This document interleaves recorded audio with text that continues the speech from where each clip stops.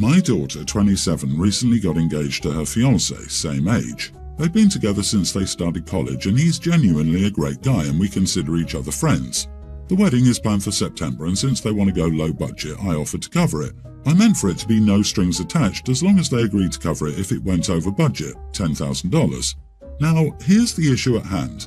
My daughter and her fiancé have a few friends you might call hippie-ish. Some of them are into naturism and they've also started trying it out. A couple they know actually had a no-clothes-allowed wedding and they actually went and enjoyed it, so I'm told. They were talking to me about the planning and said they wanted to be clothing optional. As in, you can wear whatever you want or nothing at all. I guess a few of their friends probably would be choosing the second option. But moreover, they themselves want to be naked for the actual ceremony. Why exactly? I still don't understand. I told them I didn't think that was a good idea and that the whole thing seemed weird. Also, they planned for it to be child-free, so nobody said anything about that, which means some extended family wouldn't be able to know it was an optional clothing wedding. So, in the end, I told them if that's what they want, I won't help pay for it. I only said that I probably wouldn't come since, no offence, I don't want to see either of them with no clothing. My daughter said fine, they'd save up and cover it, but I'm not invited whenever they have the money. Am I the idiot for telling my daughter I'm not helping to pay for their wedding? Well, that's why you don't bring kids to a child-free wedding. You are not the idiot. The clothing optional isn't something you can spring on the everyday man, especially for one day. It takes practice, and a wedding with drinks and dancing, presumably, is not a great place to start with newbies. They should do a separate ceremony and invite those who are comfortable with the idea. It's very spiritual, and I can totally understand wanting to connect with your spouse on that level, but not in front of my family. If you can't go and enjoy yourself, then I understand not paying. In the same breath, if you'd leave her the money in your will, what's the difference between giving it to her now versus later? These people whining about no strings attached are funny. You mean things like location, food, flowers, and all those fun choices couples get to make. Not the decision to expose themselves in front of their entire family and exclude minor family members without having any conversation with you. You can do whatever you want with your money and gift. You haven't given it yet, so it's yours to do with what you will. I can't help but wonder about all of the claims that no strings means no strings. I think the idea of such a wedding is really sweet and spiritual, but I absolutely would not want to see my family like that and vice versa. Those would be two separate ceremonies at best. Also, it's not like you're pulling funds because they want a different flavoured cake than you want. My mother threatened to do just that, and uninviting you because they decided to pay for the wedding themselves, like most people do, was very cold. Honestly, I have no idea what they're thinking. Can you imagine the wedding photos?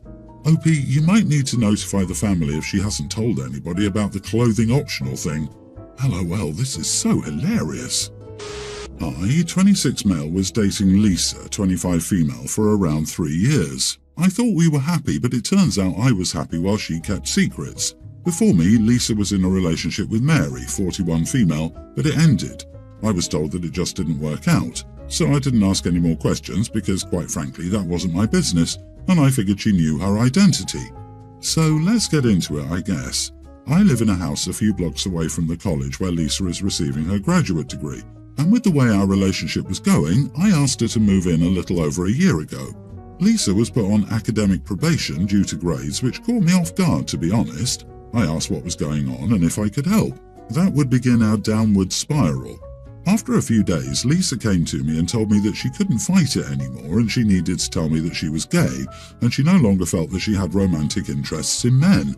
I was surprised and, to be open, I was livid. I don't care that someone is gay, but she had no right to steal years of my life from me. Our relationship was a lie and my time was stolen. I felt like I was going crazy. People were calling her brave while at the same time were confused about why it would upset me.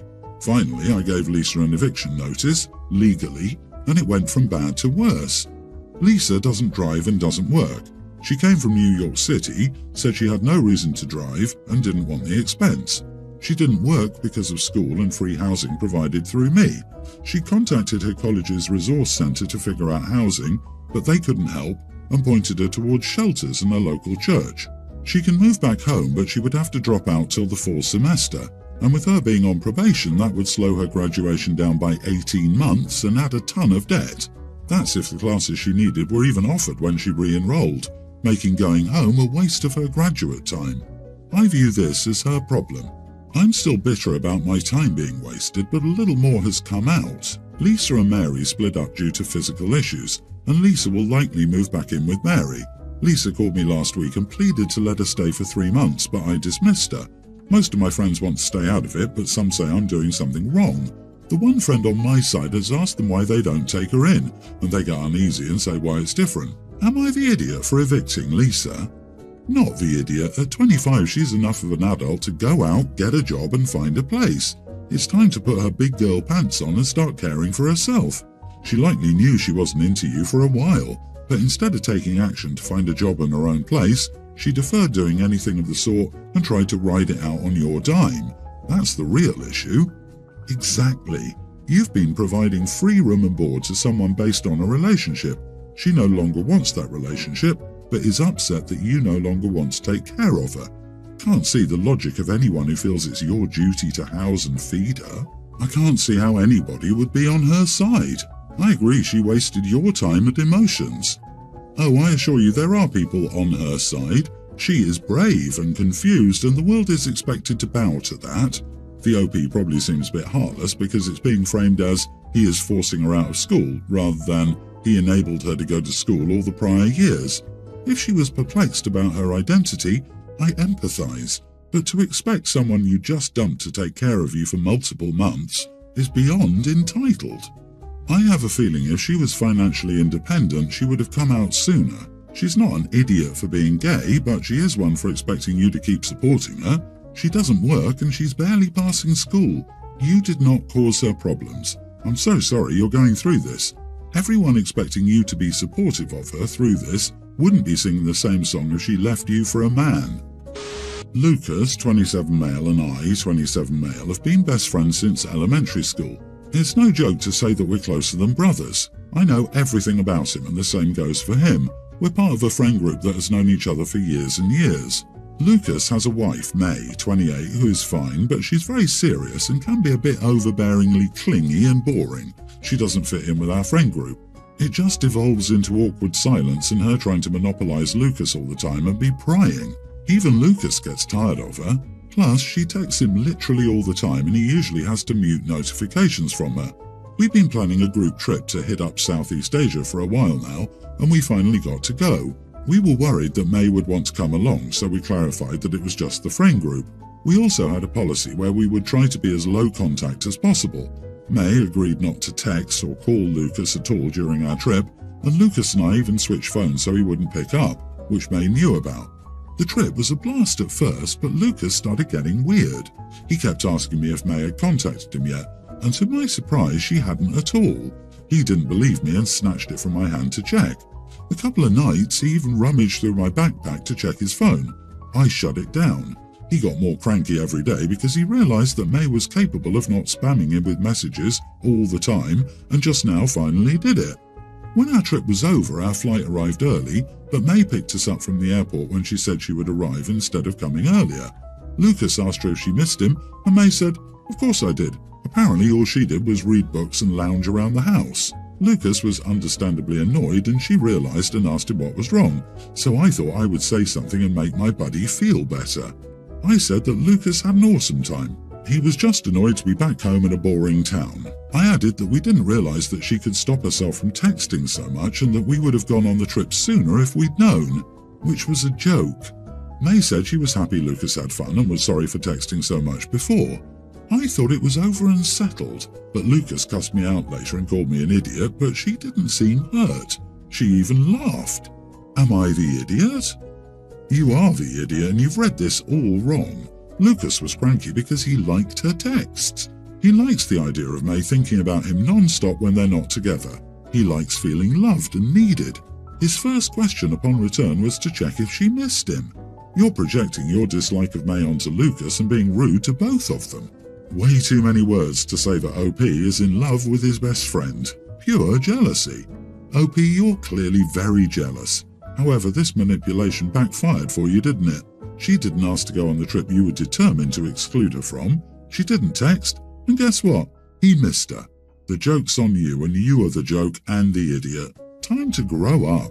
Please stop trying to come between your friend and his wife. He will choose her and you'll lose your friend. Yep, you are not as good at reading people as you think you are. It's evident that May isn't as clingy as you think she is, that Lucas likes it when May texts him, it makes him feel missed, and he misses her too, and that you're the immature oddball in your friend group.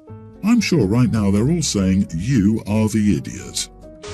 My young son and I are very close. We're so close that when I asked him where he'd like to go for his upcoming birthday, he said, with you. Jimmy does sleep with me every night too. I have to go on an overnight trip tomorrow and return on Saturday. I'm staying because it won't be safe to drive with the storm that will roll through. I'm just a single dad. Jimmy will be terrified of this storm. I asked my young teen son Jack if he'd sleep in my bed with Jimmy. Jack refused. He wants to sleep in his room by himself. He told me to ask his brother Adam, tween, to sleep with Jimmy, but Adam is a bit of a curmudgeon. I told him that Jimmy is very attached to him and he doesn't realise how lucky he is to have that. Jimmy is all over Jack almost as he is all over me. I won't ask their uncle to co-sleep because that's weird, so I decided to take Jimmy with me. I can pick him up from school early tomorrow and we can take a quick plane trip, play in an office and then crash at a motel. Adam and my Jack are mad that they can't go. I told them it's way too complicated to take 3 boys on an overnight trip. I'm not taking Jimmy as a reward but to keep things calm. I'm sure that their uncle will do something funnier with them. I think they just want to go on a plane. Also, I am not playing favourites. You are the idiot. When you're at the point of needing to take a kid on a business trip just because there's a thunderstorm coming, he needs to learn to sleep in his own bed. Past time for it. Playing favourites isn't the only problem here. Yeah, plain and simple, you are absolutely playing favourites and you know it, or you wouldn't have added that at the end. The impact is usually more important than the intent in the parenting gig. You can tell yourself and your kids that you aren't playing favourites, but your actions show. Because at the end of the day, one kid is getting a fun, special, one-on-one trip with dad, and the others get bupkis. That's not okay. Congrats, your kindergartner will grow up and remember how special he was to be taken on a trip with daddy and be catered to, while all the other 2 sons will remember is how their dad had a golden child. Also, Jimmy is young. Do him a favour and work on getting him his own space so he can become his own person instead of an extension of you. My 32 female wife, 28, just moved countries so that we can live together. We discussed it before and agreed that this would be the best solution for us because she has relative flexibility in her job as she's self-employed. We live in my country of origin where I've had a job I've held for a few years. She doesn't speak the language of this country well and is struggling to do basic tasks. Additionally, the paperwork here is a lot more complicated than in her country of origin. For example, she's been struggling with things like opening a bank account, figuring out the paperwork required to register herself in the tax system, etc. Every time she needs my help, she uses her not being fluent as an excuse, which I honestly don't understand. We've been together for 5 years and we've always talked about moving to my home country. While she's taken a few lessons here and there, I don't see a concrete plan for her to learn the language, which doesn't make sense as we want to put down roots here. I've been helping her as much as possible, found her English-speaking legal help, etc. with the starting up of her business, and offered to go set up a bank account with her. But it's getting to the point where she's just depressed about everything, constantly criticising the country. I guess it's much easier where she used to live. It's been a month since she's been here, and she's made no progress on registering her business, and therefore no revenue, as she can't work legally without doing this. Recently, I've been caught up with a lot of legal stuff too, unrelated to the couple, mostly family issues, and I've been feeling drained having to help my parents with things and help my wife. We had a huge argument where she accused me of always being willing to take time to help my parents, but never willing to take time for her. She said that my doing things like getting her a SIM card and going to set up the bank account were not things that she should be forced to be grateful for because I should be helping her out, as it's a system she doesn't understand. I told her she needs to be more independent because we can't just be relying on me in this relationship, and now she's incredibly angry. Am I the idiot? You are the idiot. She gave up everything for you. Her life, her home, her family, and her friends. She moved to you, to a new and strange country where she knows no one, has nothing but you, and you resent it? Do you even like your wife? She just uprooted her entire life for you, and you complain about helping her with necessary paperwork like banking and taxes. I've got to be honest, if I moved to a country that had an entirely different way of doing things than I was accustomed to for a partner who treated my "how do I survive here" questions like some enormous burden, I'd be moving my happy butt back to where I came from in a hurry. Are you kidding me? My friend, not my husband, came with me everywhere I asked him to when I moved to his country, and I moved to a place where everyone speaks English. You are delusional if you think it's easy to just adapt to an entirely new system. Your poor wife. Do you even care about her well-being? And you are prioritizing your parents over her. Your parents' issues should be secondary to your wife's issues. That is the promise you made when you got married.